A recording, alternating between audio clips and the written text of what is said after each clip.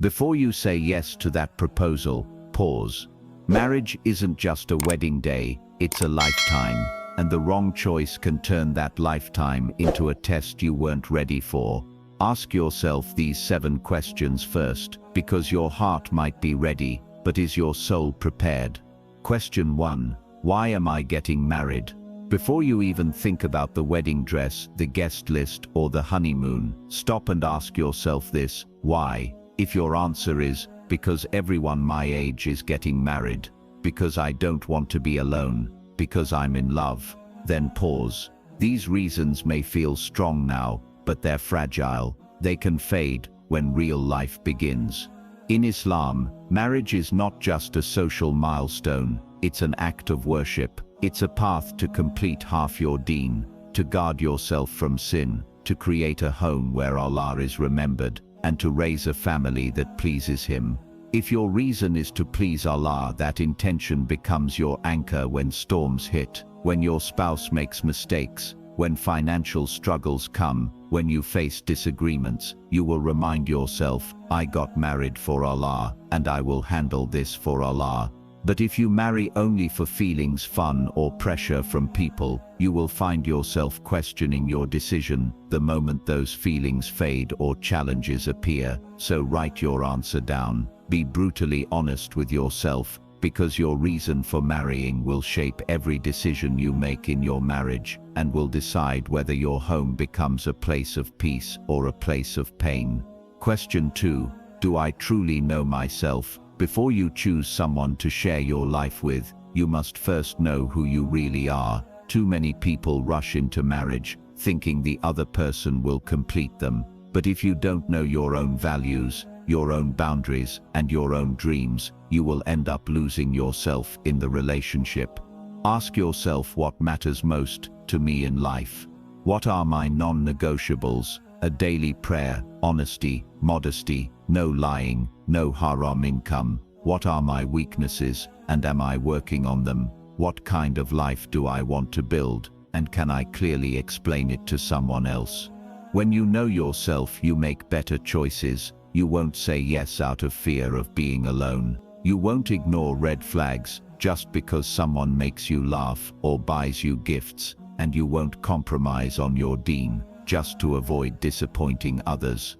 If you enter marriage without self-awareness, you risk becoming a person you don't even recognize. You might wake up years later wondering, how did I get here? This isn't the life I wanted. Knowing yourself is not selfish, it's preparation. The Prophet Muhammad sallallahu alaihi wasallam taught us to be intentional in our actions, and marriage is one of the biggest actions of your life. So spend time alone with your thoughts. Write in a journal, pray to Allah for clarity, because if you don't know yourself, you will let someone else define you, and that's a dangerous way to start a marriage. Question 3. Can I live with their worst side? When we meet someone in the early stages, we usually see only their best side, the smiles, the nice clothes, the polite words. But marriage is not about seeing the best version once in a while. It's about living with every version, even the one that's tired, stressed, frustrated, or sick. So ask yourself honestly, if I saw them on their worst day, could I still treat them with respect? If they lost their temper once in a while, could I handle it without hating them? If life hit us hard, illness, loss, financial struggles, would I still choose them? Because here's the truth, no one stays perfect forever. Looks fade, energy drops, moods swing, and flaws become visible. If you marry thinking they'll always be this sweet, you're setting yourself up for disappointment. The Prophet Muhammad sallallahu alaihi wasallam reminded us that no believing man should hate a believing woman. If he dislikes one quality, he should remember another he likes. That means you must look at the whole person, not just one perfect image in your mind. Marry the reality, not the potential. Don't say, oh, they'll change later. People can improve, yes, but never marry expecting a transformation that hasn't happened yet. Before you say yes, try to imagine, if this is the version of them I get for the rest of my life, without upgrades. Can I still love and respect them? If the answer is no, then the marriage will feel heavy the moment the honeymoon phase ends. Question 4. Is their faith and character strong? When it comes to choosing a spouse, many people look at career, looks, or family background first, but the Prophet Muhammad sallallahu alaihi wasallam gave us a clear priority: deen, faith, and good manners. Why? Because money can disappear, beauty can fade, status can drop. But a heart that fears Allah and a character that reflects the Sunnah will stay steady, no matter what storms life bring. Faith means more than just calling oneself Muslim. It's the way they pray, the way they speak, the way they handle anger, the way they treat people who can't benefit them. It's how they earn their income. Is it halal or haram? It's whether they lower their gaze, whether they are truthful, even when it's hard. Character is the daily proof of faith. Someone may appear religious on the outside, but if they are harsh, selfish, or dishonest in private, that religion is incomplete. Ask yourself, do they keep their promises? Do they speak kindly to parents, siblings, and strangers? Do they stay calm in disagreements, or do they explode? Do they admit mistakes and seek forgiveness? Remember, marriage is not just a romance, it's a partnership in building a home that pleases Allah. If their faith is weak, that home will have cracks from the start. If their manners are poor, love will turn into bitterness. So don't be blinded by surface attraction. Look at their salah, their honesty, their patience, their generosity. Because when beauty and wealth are gone, it's faith and character that will keep you holding hands at the end of the journey. Question 5. Am I ready to give, not just take? Many people enter marriage thinking, what will I get? But the real question is, what am I ready to give? Because marriage is not a business transaction. It's an ongoing act of service, patience, and sacrifice for the sake of Allah. Sometimes it will feel fair, both of you giving equally, but there will be days when your spouse can't give much at all. Maybe they're sick, stressed, or going through personal struggles. In those moments, you might need to give 80% or even 100% without expecting anything back right away. True love isn't just in words, it's in staying up at night to comfort your spouse when they're upset, in taking on extra chores when they're exhausted, in forgiving mistakes even when you're hurt. If you're not willing to put in that kind of effort, you're not ready for marriage. The Prophet Muhammad sallallahu alaihi wasallam served his family at home. He mended his clothes, helped with chores, and treated his wives with kindness and patience. If he, the best of creation, served at home, then serving your spouse should never feel beneath you. When you give without keeping score, Allah places barakah in your marriage. Small acts of kindness, a gentle word, a warm meal, a smile after a long day, can soften hearts and strengthen the bond between you. If you enter marriage expecting it to be all about your needs, your comfort, and your happiness, you will quickly become disappointed. Marriage is a two-way street, but some days you will need to be the one carrying more of the load. And that's okay, because you're doing it for Allah. If you can't imagine putting someone else's needs before your own sometimes, then be honest, you may not be ready for marriage yet. Question 6. Do our life goals match? Marriage is like a journey, and if you and your spouse are not heading in the same direction, you will constantly feel like you're pulling against each other. A shared vision means you both agree on the big picture of your life together. It doesn't mean you have to agree on every tiny detail, but the main destination must be the same. Think about it. If you want to live a simple, quiet life close to family, but your spouse dreams of building a big business abroad, one of you will eventually feel like they are giving up everything for the other. If you value raising children with Islamic education, but your spouse sees religious upbringing as optional, that's not a small difference, that's a deep conflict waiting to happen. When your vision for life matches, you naturally work as a team. Every decision, from where to live, to how to spend money, to how to raise your children, becomes easier because you're both pulling in the same direction. But when your visions are far apart, even small decisions become arguments. Simple conversations about jobs, travel, or family visits turn into emotional battles because your goals are not aligned. A shared vision doesn't remove all problems, but it reduces unnecessary conflict. And in marriage, less conflict means more peace, more love, and more room for mercy to grow between you. Before marriage, talk about your future like you're planning a map together. If the map takes you to the same destination, the journey will be smoother even when the road is bumpy. One of the biggest mistakes couples make is assuming that love will magically solve every problem after marriage. The truth is, love alone is not enough. Many marriages collapse, not because the couple didn't love each other, but because they never had the right conversations before saying yes. Before the nikah, you need to talk about the big topics openly, honestly, and without fear of offending each other. These conversations might feel uncomfortable, but they will save you from years of pain later. Here are the key areas to discuss. 1. Children. Do you both want children? If yes, how many? When do you plan to start? How will you raise them, especially regarding Islamic education, discipline, and values? Who will primarily care for them, and what role will each parent play? 2. Work career. Will both of you work outside the home? If yes, how will you balance household responsibilities? Are you okay with moving for a job? What if one spouse earns much more than the other? 3. Finances. How will money be managed? Joint account, separate accounts, or a mix? What are your spending habits? Are you a saver or a spender? How will you handle debt or unexpected expenses? Will you give regular sadaqah or zakat together? 4. Lifestyle. Do you prefer a quiet, simple life or a busy social one? Do you want to live close to family or independently? Are you comfortable with frequent travel or moving to different cities or countries? Why this matters? If you skip these talks, you're essentially walking into marriage blind.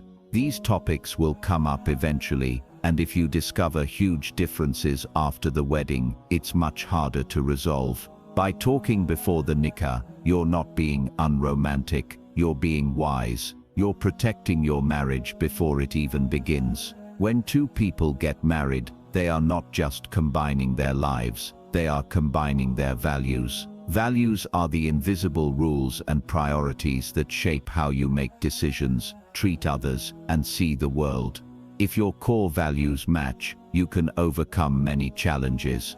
If they don't match, even small disagreements can turn into major fights. Details in life will change. Jobs, income, houses, and even where you live can shift over time. But values are like the foundation of a house. If they are weak or mismatched, the whole structure is unstable. For example, spending saving. If you value living within your means, and your spouse values luxury spending, money will always cause tension. Religion, morality. If you see Islam as the center of life, but your spouse treats it casually, you will face constant friction over daily practices, lifestyle choices, and even raising children. Family relationships. If you believe in strong family ties, but your spouse prefers distance, this will affect how you celebrate Eid, handle family gatherings, and support elders. When your values align, you can compromise on the smaller details without resentment. For example, if you both value simplicity, it won't matter whether your home is in a city or village, you'll make it peaceful together. If you both value Islamic upbringing, you'll naturally agree on schooling and environment for your kids. Think of values as the compass that keeps you both heading in the right direction. Even if you take different paths or make different short-term choices, you'll still be walking toward the same purpose. Before marriage, Take time to deeply understand your own values, then discuss them openly with your potential spouse. Details can be negotiated later, but values must be understood first. No matter how much you love each other, or how aligned your values are, you will never be identical. You are two unique people with different personalities, habits, and life experiences, and that's not a weakness. It's part of the beauty of marriage.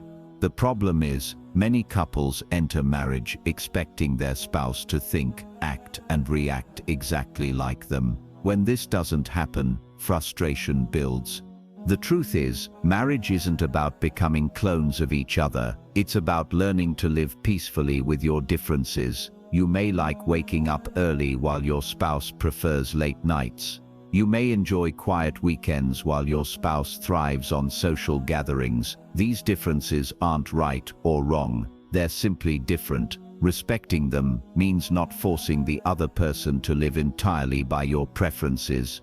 Respecting differences also means knowing where to draw the line. If your spouse needs alone time to recharge, give them that space without taking it personally. If you need certain personal habits respected, communicate them calmly. Boundaries are not walls. They're guidelines that help love grow without suffocation. Sometimes what frustrates you at first might become the reason you admire your spouse later. If you are cautious and your spouse is adventurous, they may push you to experience life in new ways. If you are highly emotional and your spouse is more logical, they can help you make balanced decisions. When you see differences as tools instead of threats, you'll start appreciating how they complete you rather than compete with you. You can survive disagreements, but you cannot survive disrespect. Even when you don't agree, speak to each other with dignity. Avoid mocking, belittling, or using hurtful labels, because once respect is broken,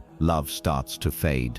A successful marriage is not about erasing differences, but about embracing them with patience and understanding. When you respect what makes your spouse unique, you create a home where both people feel safe to be themselves, and that's when love truly thrives. Question 7. Can I handle the tests that will come? When we imagine marriage, we often picture the highlights: laughter over morning coffee, sweet conversations at night, holidays together. And yes, those moments are real and beautiful, but they're only part of the picture. The truth is, life inside marriage is full of surprises, some good, some hard. No matter how much you plan, you will face situations you never saw coming. You might discover your spouse has hidden talents that amaze you. You may get blessed with children sooner or later than you expected. You might travel to places you never imagined. These moments are unexpected blessings, gifts from Allah you never planned for. But there will also be sudden job loss that changes your financial comfort, a health issue that requires patience and support, or family disagreements that put pressure on your relationship. These moments test your faith, patience, and teamwork. If you walk into marriage expecting only ease, every challenge will feel like a betrayal. But if you walk in expecting life to be a mix of ease and difficulty, you won't be shocked when the tests come. You'll be ready to face them. Trust Allah's plan. Everything that happens is written for you, not against you. Build emotional resilience. Learn to stay calm and think clearly in stressful situations. Strengthen your partnership. See challenges as our problem, not your problem or my problem. Marriage isn't a perfectly scripted movie. It's a journey with plot twists. The couples who last are not the ones who avoid the unexpected, but the ones who face it together, hand in hand, with trust in Allah. In marriage, love may start the journey, but patience is what keeps it alive. Without patience, even the smallest disagreements can turn into big battles. With patience, even the biggest problems can be softened and solved. Your spouse will make mistakes just like you will. There will be days when your expectations aren't met. Life will throw situations at you that neither of you can control. Patience is the ability to hold back anger, delay judgment, and respond with wisdom instead of impulse. In Islam, sabr, patience, is not passive waiting, it's active endurance. It means you keep doing what's right, even when it's hard. Prophet Muhammad Sallallahu Alaihi Wasallam said, "No one is given a gift better and more comprehensive than patience." Bukhari, Muslim. In marriage, this gift becomes your shield, protecting your relationship from words and actions you might regret later. When you respond with patience instead of frustration, you stop problems from escalating. You earn the pleasure and reward of Allah. You create a safe emotional space for your spouse. Pause before you react. Count to 10. Make dua or step away before speaking in anger. Assume good intentions. Believe your spouse didn't mean harm unless proven otherwise. Practice gratitude. Remember the good your spouse has done before judging them on one mistake. Encourage each other. When one is upset, let the other be the calm anchor. Patience is not weakness. It's strength in disguise. It's the power to control yourself in moments that could destroy the peace in your marriage. The more patience you and your spouse develop, the more unshakable your bond becomes. Marriage is not just two people holding hands, it's two hearts walking together toward Allah. No matter how much you love each other, there will be times when human strength is not enough. That's when you both need to lean on the one who never fails, never forgets, and never leaves, Allah. When Allah is at the center of your marriage, your love isn't just based on feelings, it's rooted in faith. Your commitment isn't just a promise to each other, it's a promise to Allah. Your patience and forgiveness become acts of worship, not just personal favors. Making dua for each other softens the heart and invites blessings. Praying salah side by side reminds you both of your ultimate purpose. Seeking Allah's help in decisions gives you confidence even in uncertainty. The Prophet Muhammad Sallallahu Alaihi Wasallam said, "When a husband and wife look at each other with love, Allah looks at them with mercy." Bukhari. That mercy comes most when you're both connected to Him. Make Allah part of every plan, whether it's financial goals, children's education, or resolving conflict. Start with Bismillah. Turn hardships into worship. When challenges hit, increase your prayers instead of increasing arguments. Remind each other of the hereafter. This world is temporary. Aim for a marriage that continues in Jannah. Celebrate Islamic milestones.